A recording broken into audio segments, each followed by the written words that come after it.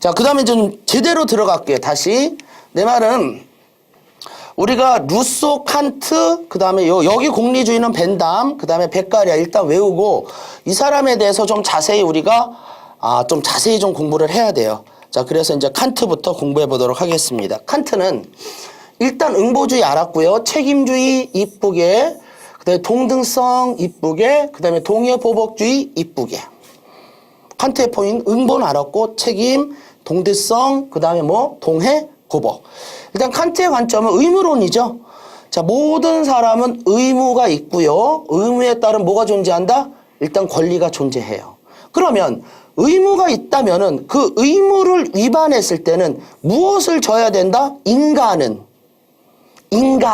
개는 아니겠지만 인간은 뭐를 져야 된다?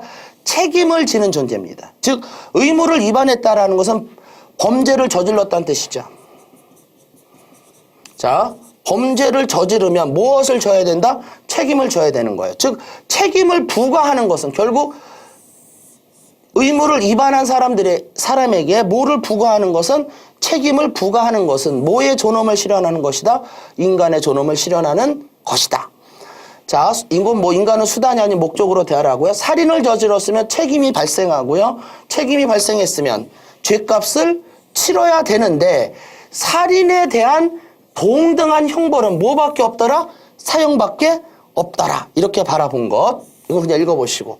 그래서 양팔의 두 저울처럼 뭐를 이룬다? 수평을 이루어야 된다고 바라보는 게 칸트입니다. 양팔의 두 저울처럼 수평 무슨 말인지 알겠죠? 어디 갔냐? 동등성의 원리를 의미하는 거예요. 무슨 성의 원리를 의미하는 거다? 동등성. 이런 말을 했습니다. 감옥의 마지막 사형수도 처벌해야 된다. 왜? 인간의 존엄을 실현을 해서 형벌의 목적은 처벌 그 자체가 목적이다. 자, 칸트는 살인범에 대한 사형은 결코 그를 수단으로 취급하는 것이 아니며 끊고 그의 인격성을 지키고 보호하는 것으로 본다. 이렇게 했죠?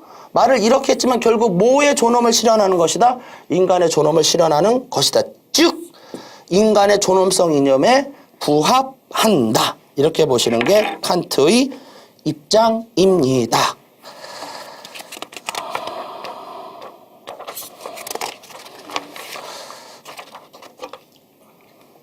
자, 그 다음에 이제 칸트, 이제 그 형벌의 목적, 공리주의와 좀 비교해서 볼게요. 아까 그거 다시 들어갈게요. 동해보복주의입니다. 자, 공리주의와 비교. 형벌의 목적은 처벌 그 자체, 형벌의 목적은 보복 그 자체, 그리고 그 사람에게 책임을 부과함으로써 형벌의 목적은 인간의 존엄성을 뭐하는 거다? 실현하는 것이다. 처벌 이유 아까 했어요. 보복을 의혹하는 건 누구라고요? 국가고요. 얘는 처벌받아야 될 행위를 했기 때문. 자, 공리주의 볼게요. 이쪽이 이런 목적이었다면 공리주의는 형벌의 목적은 무엇이다? 형광펜 써보고 싶어졌어요. 범죄 예방이에요. 범죄를 예방시켜서 사회 전체 효용을 증대 유용성. 자, 일반 예방, 특수 예방 아까 한 내용이고 이거 읽어보겠습니다. 법을 어긴 행위를 한 자를 처벌하는 것을 예고하거나 즉시 처벌함으로써 자, 일반인에게 두려움을 일으켜 범죄를 범하지 않도록 하는 예방 효과를 둘 수 있다. 자, 요거 무슨 예방입니까? 특수 예방이지. 특수 예방이 아니라 죄송합니다. 일반인에게 예방 효과. 그다음 일반 예방을 얘기했고요. 범죄 예방과 사회 전체 행복 증진에 대한 기여도에 따라 있고요. 자, 형벌에 대한 찬반 여부. 여기서 형벌에다가 요 형벌은 사형이라고 써주면 되겠죠.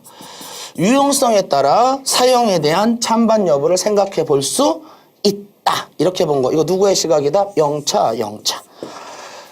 공리주의의 시각입니다.